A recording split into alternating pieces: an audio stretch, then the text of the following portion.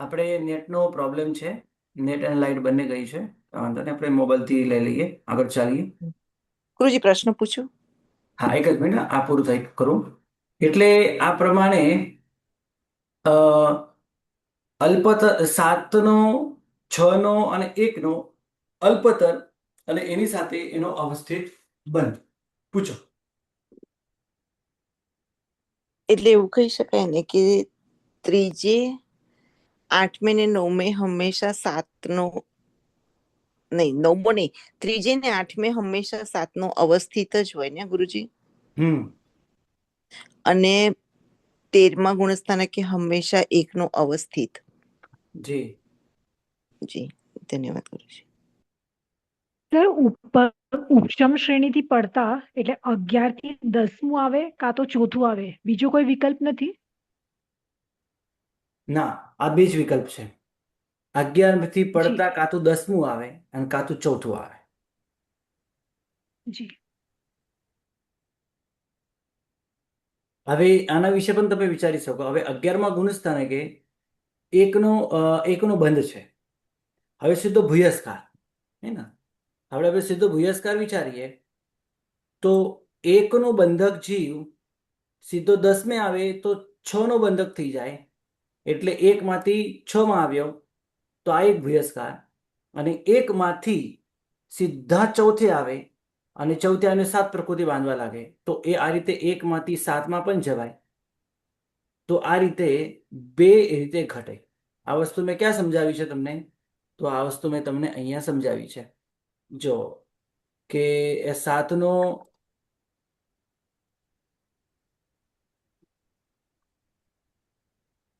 આ અલ્પતર છે. સર. એક મિનિટ, ભૂયસ્કારની વાત કરીએ છીએ આપણે. અહીંયા મેં સમજાવ્યો છે કે જો 11મા ગુણસ્થાનકે એક પ્રકૃતિ બંધાય અને એ પડતો પડતો 10મા ગુણસ્થાનકે જાય. 11મા ગુણસ્થાનકથી પડીને આ રીતે 10મા ગુણસ્થાનકે આવે તો 6 પ્રકૃતિનો બાંધે. તો 11મા ગુણસ્થાન પતિ 10મા ગુણસ્થાનક પ્રથમ સમય, રાઈટ. અને 11મા ગુણસ્થાનકથી પડીને સીધો એ ચોથા ગુણસ્થાનકે આવે તો ત્યાં 7 પ્રકૃતિ બાંધવા લાગે. તો 7નો 11મા ગુણસ્થાનકથી પતિ ચોથે ગુણસ્થાનક પર પ્રથમ સમય. બે લખ્યા છે ને, 2 પોઈન્ટ 11મા ગુણસ્થાનક હા માટે. જી. જી. ઓકે. આ રીતે મૂળ પ્રકૃતિની અપેક્ષાએ અવસ્થિત બંધ. અવસ્થિત બંધ ક્યાં ક્યાં ઘટ્યો? તો 7નો ક્યાં ઘટે, 8નો ક્યાં ઘટે, 6નો ક્યાં ઘટે અને 1નો ક્યાં ઘટે? એક ઘટે તો પહેલે બીજે 11મે અને 12મે જ ઘટે, ઉપસમ શ્રેણીમાં અને સપક શ્રેણીમાં. અને એનો કાળ કેટલો? તો જગન્યતિ એક સમય 11મા ગુણસ્થાનકે મૃત્યુ પામે તો, અને ઉત્કૃષ્ટ હતી અંતર્મુહૂર્ત. બરાબર. 6નો અવસ્થિત બંધ કેટલા સમય સુધી રહી શકે?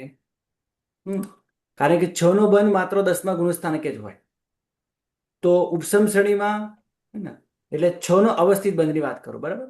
એ અલ્પતરથી પણ આવી શકે અને ભૂયસ્કારથી પણ આવી શકે, પણ 6નો અવસ્થિત બંધ સમજાવું આ ફરી. જો 11મા ગુણસ્થાનકથી પડીને 10મા ગુણસ્થાનકે આવે તો પ્રથમ સમય ભૂયસ્કાર થયો. અને 9મા ગુણસ્થાનકથી પડીને ચડીને 10મા ગુણસ્થાનકે આવે તો 7માંથી સીધા 6માં આવે તો પ્રથમ સમય અલ્પતર થયું. અલ્પતર. તો કોઈ પણ રીતે અલ્પતર રીતે આવે કે પછી ભૂયસ્કાર સ્વરૂપે 6 આવે, પણ 6નો અવસ્થિત બંધ વધુ વધુ અંતર્મુહૂર્ત સુધી જ રહે, કારણ કે 10મા ગુણસ્થાનકનો કાળ ઉત્કૃષ્ટ અંતર્મુહૂર્ત છે. અને જગન્યતિ એક સમય. કેવી રીતે? તો ઉપર ચડતો જીવ, હે ના, 10મા ગુણસ્થાનકથી 9મા ગુણસ્થાનકથી 10મા ગુણસ્થાનકે જે સમય આવે, પહેલો સમય ટકે, પહેલા સમયે એ અલ્પતર થયો અને બીજા જ સમયે મૃત્યુ પામ્યો, તો બીજા સમયે એક સમય માટે 6નો અવસ્થિત બંધ રહ્યો. આ રીતે પણ ઉપરથી ચડતા ના થાય, કારણ કે ઉપરથી પડતા ના થાય, કારણ કે ઉપરથી પડતો જીવ છે ને એ સીધો નીચે જ આવી જાય શ્રેણીમાં. ચોથી જતો રહે. હા, ચોથે આવીને અટકે. તો આ રીતે સર, ઘટે. ઉપર ચડતો આપે જે કીધું 9 થી 10માં એક સમય રહે અને ત્યાં મૃત્યુ પામી જાય, તો ઈ સમય જે છે એનો અલ્પતર થયો, પછી અવસ્થિત તો થયો જ નહીં, ત્યારે તો એ મૃત્યુ પામી ગયો. એક મિનિટ.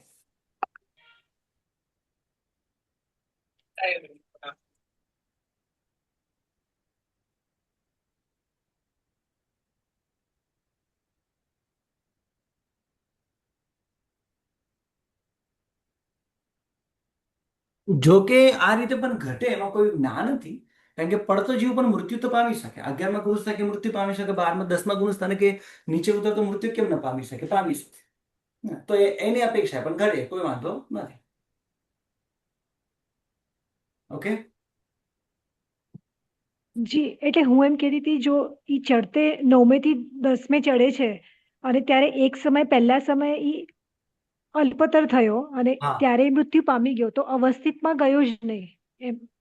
હા, તો એ પ્રથમ સમય અવસ્થિત જ નહીં, એટલે એ પ્રથમ સમય અલ્પતર જ ઘટ્યું, હે ને? જી. ભૂયસ્કાર તો ઘટ્યું જ નહીં, આપણે હા ભૂયસ્કારને ઘટાડવું છે, તો બીજા સમયે મૃત્યુ માનવી પડે. સર, તો અહીંયા તો અલ્પતર થાય છે, એટલે આપણે પછી પુરસ્કાર કરવો હોય તો પછી એને નીચે આવતા જ લેવું પડે. ભૂયસ્કારને આપણે અવસ્થિત બન એક સમય મિનિમમ કેવી રીતે ઘટે એની વાત કરી. આપણી વાત અત્યારે અવસ્થિતની હા ચાલી રહી છે, બરાબર ને? તો હાજી. જગન્યથી એક સમય, તો એક સમય જગન્યથી કેવી રીતે? જો એ 10મા ગુણસ્થાને કે બે સમય ટકે તો પહેલા સમય, જી. કારણ કે પહેલા સમય કાં તો ભૂયસ્કાર થવાનું, કાં તો પછી અલ્પતર થવાનું છે, અને બીજા સમય તરત જ હાજી. મૃત્યુ પામી જાય, તો બીજો સમય ગણાય, હે ને? બીજો સમય ગણાય. જી. તો જી. એક સમય આ રીતે ઘટે, પણ આ ઉપસમ શ્રેણીમાં જ ઘટે, હમ. હે ને? સપક્ષ જી સર. શ્રેણીમાં તો મૃત્યુ પામે જ નહીં. હમ. હમ. અને ઉત્કૃષ્ટ કાળ કેટલો એનો અંતર્મુહૂર્ત, અને જગન્યથી એક સમય. જો એ 10મા ગુણસ્થાને કે બે હા. સમય ટકે તો, હમ. કારણ કે 10મા ગુણસ્થાને કે કાં તો અલ્પતર કાં તો ભૂયસ્કાર થાય, હે ને? પહેલા સમય આપણે અલ્પતરમાં ગણાય, કાં તો ભૂયસ્કારમાં ગણાય, પણ બીજો સમય પણ ટકી જાય, તો બીજો સમય એટલે આ રીતે એક સમય પણ એનો ઘટી જાય. એટલે જગન એટલે કાળ મેં અહીંયા લખ્યો નથી, સમજી લેજો. હવે 7નો અવસ્થિત બંધ.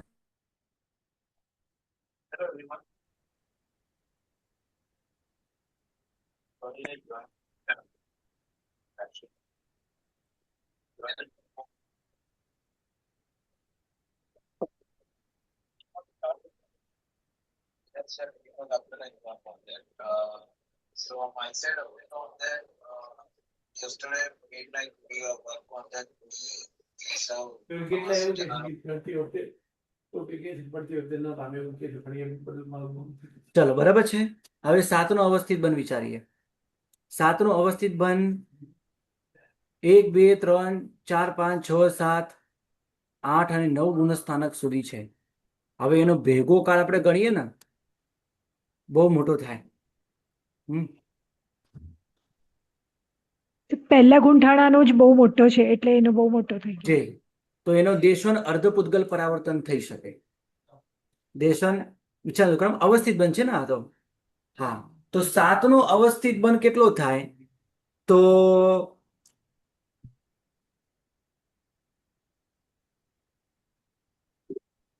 એ પણ પૂર્વ દેશો અને કોટીનો પૂર્વ ત્રીજો કોટી. ભાગ. વર્ષના આયુષ્ય વાળો, પૂર્વ કોટી વર્ષના ઉત્કૃષ્ટ આપણે ગણીએ છીએ, અને જગન્યથી ગણવું હોય તો અંતર્મુહૂર્ત, અથવા જગન્યથી એક સમય, આપણે એક સમય ઘટે કે ના ઘટે વિચારીએ. ચલો, 8માંથી 7માં ગયો, આયુષ્ય બાંધવાનું બંધ કર્યું, અને 7 ગયો, અને 7 ગઈને પછી મૃત્યુ પામે, એક સમય ઘટી શકે છે. બીજા સમય મૃત્યુ પામે તો, એટલે જો 8નો બંધ કરતો હતો એ 7માં આવ્યો, એટલે પહેલા સમય અલ્પતર ગણી, અને બીજા સમય મૃત્યુ પામે. આવું બની શકે. તો જગન્યથી એક સમય, અને ઉત્કૃષ્ટથી કેટલો? 7નો અવસ્થિત બંધ ઉત્કૃષ્ટથી કેટલો? તો પૂર્વ કોટીનો ત્રીજો ભાગ માઇનસ અંતર મુહૂર્ત, અને 33 સાગરોપણમાં 6 માસ ન્યૂન, આટલો ઉત્કૃષ્ટ અવસ્થિત બંધ થાય 7નો.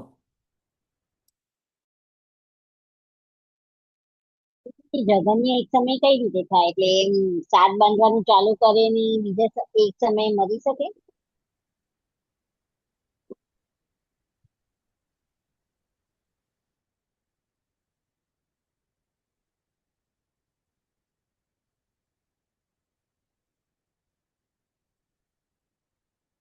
હા બોલો.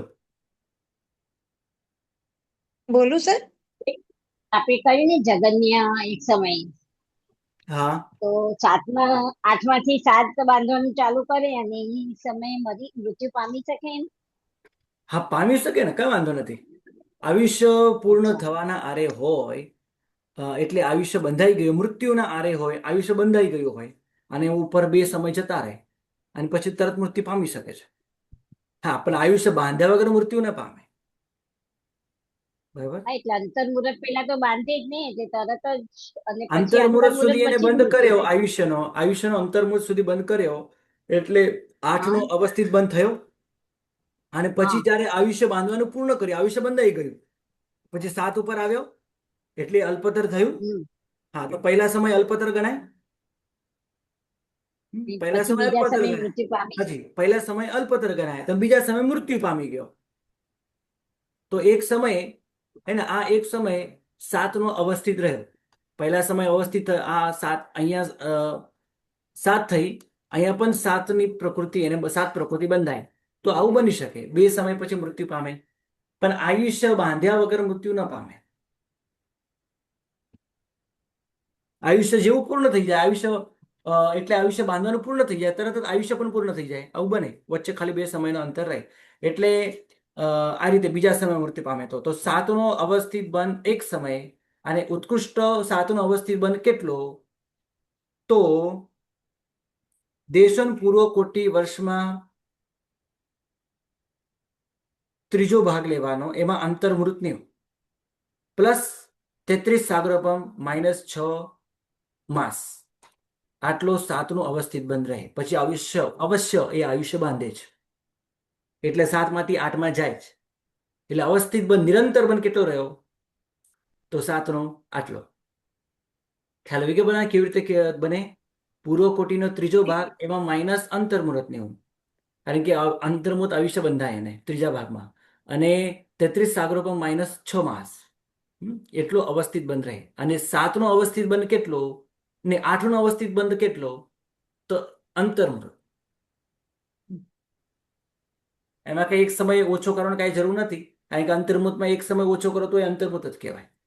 એટલે આ ઉત્કૃષ્ટથી અંતર્મુહૂર્ત, આ પણ અંતર્મુહૂર્ત, એકનું પણ અંતર્મુહૂર્ત, અને જગનની વિચારીએ તો અને આનો ઉત્કૃષ્ટ કેટલો થાય હમણાં કીધું એ પ્રમાણે, બરાબર.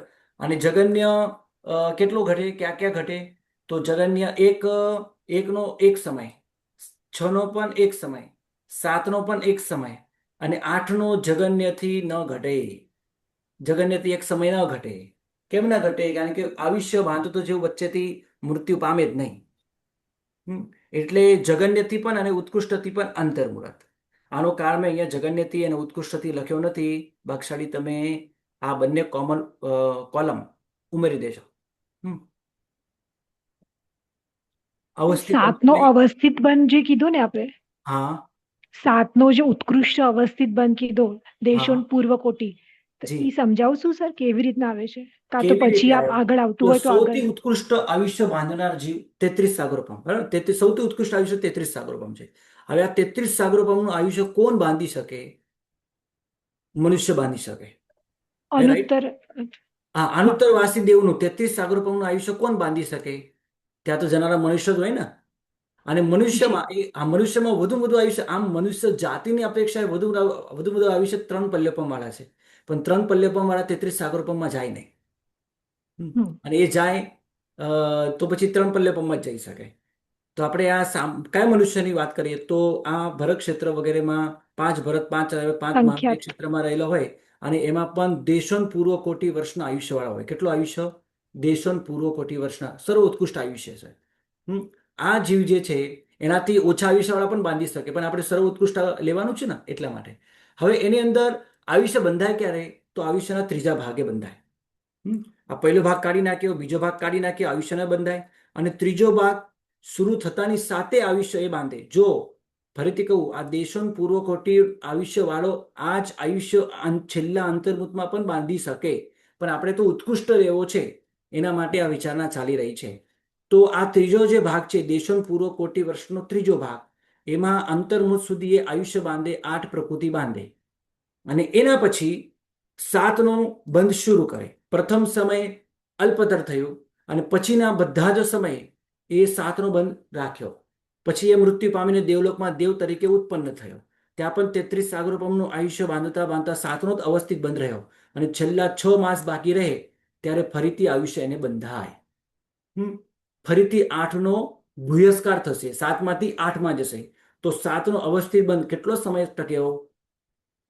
પૂર્વ કોટીનો ત્રીજો ભાગ માઇનસ અંતર્મુહૂર્ત અને પ્લસ 33 સાગરોપમ માઇનસ 6 માસ. આટલો અવસ્થિત બંધ ટક્યો. ખ્યાલ આવ્યો? હાજી સર, ધન્યવાદ. સરસ. લો તો એનું આયુષ્ય તો પૂર્વકોટીનું જ કહેવાશે ને, દેશો પૂર્વકોટી નહીં કહેવાય ને. એટલે કર્મભૂમિના મનુષ્યનું બધા આયુષ્ય પૂર્વકોટીનું હોય એમ. હા, વધુ વધુ પૂર્વ કોટીના આયુષ્ય હોય.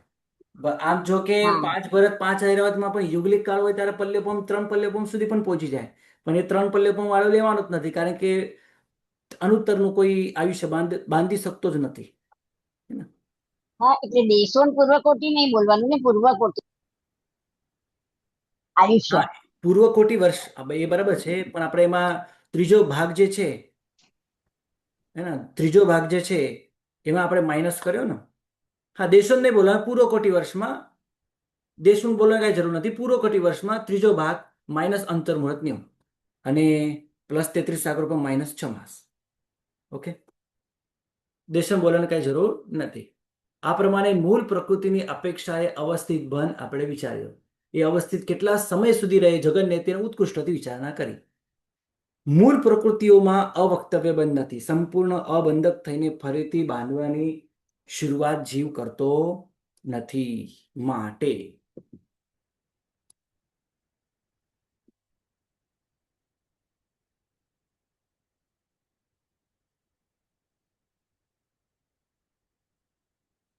અહીંયા અવસ્થિત બંધનો કાળ બતાવ્યો છે.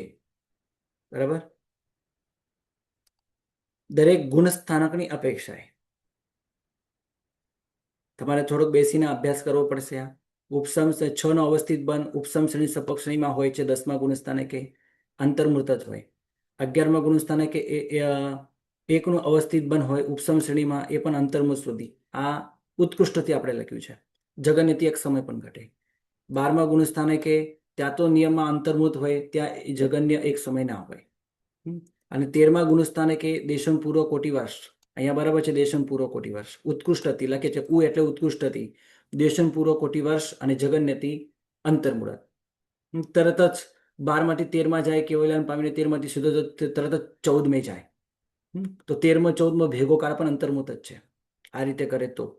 અને 9મા અને 8મા આ બંને ગુણસ્થાનકે 7નો જ અવસ્થિત બંધ હોય, પણ અવસ્થિત બંધને આપણે અહીંયા કોઈ વિચારણા કરી નથી, કારણ કે ત્યાં ભૂયસ્કાર કે અલ્પતર આવું કાંઈ થતું નથી.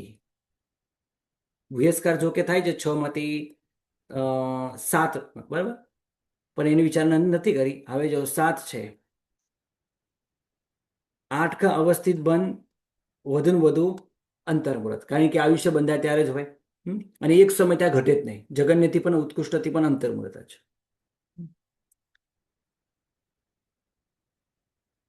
હવે દરેક સ્થાને જે 8નું અવસ્થિત લખ્યો છે, આ બધા દરેક સ્થાને કે 8નું અવસ્થિત ઘટે, ઉત્કૃષ્ટથી અંતર્મુહૂર્ત, જગન્યથી પણ અંતર્મુહૂર્ત. હવે 7ના અવસ્થિત બંધની વિચારણા કરીએ. હવે 7નું અવસ્થિત બંધનો કાળ આપણે આ બાજુમાં લખેલો છે. 8નું મેં અહીંયા લખ્યું છે, 7નું અહીંયા લખ્યું છે, બાકી 6નું અહીંયા છે, 1નું અહીંયા છે, 1નું અહીંયા છે, 1નું અહીંયા છે. બરાબર? એમાં પણ જગન્ય લખ્યું છે, ઉત્કૃષ્ટ અહીંયા લખ્યું છે. હવે 7ની વિચારણા કરીએ તો 7નું અવસ્થિત બંધ ક્યાં ક્યાં? તો બીજા ગુણસ્થાને કે વધુ વધુ 6 આવલિકા, કારણ કે બીજા ગુણસ્થાનકનો કાળ જ એટલો છે, એનાથી વધુ ત્યાં હોઈ ન શકે. આ ગુણસ્થાનક વિશે વાત કરેલી છે અવસ્થિત બંધની, બાકી તો ઉત્કૃષ્ટ કાળ મેં અત્યારે ઘટાડ્યો એ પ્રમાણે છે.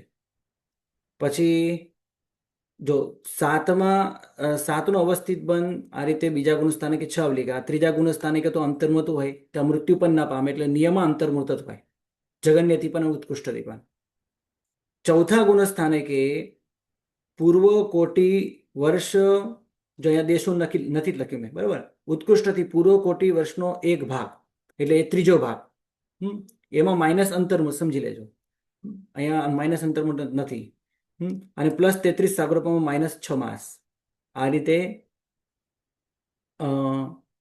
ચોથા ગુણ સ્થાને એટલે 4, 5, 6 અને 7 આ ભેગો, આ ભેગો કાળ.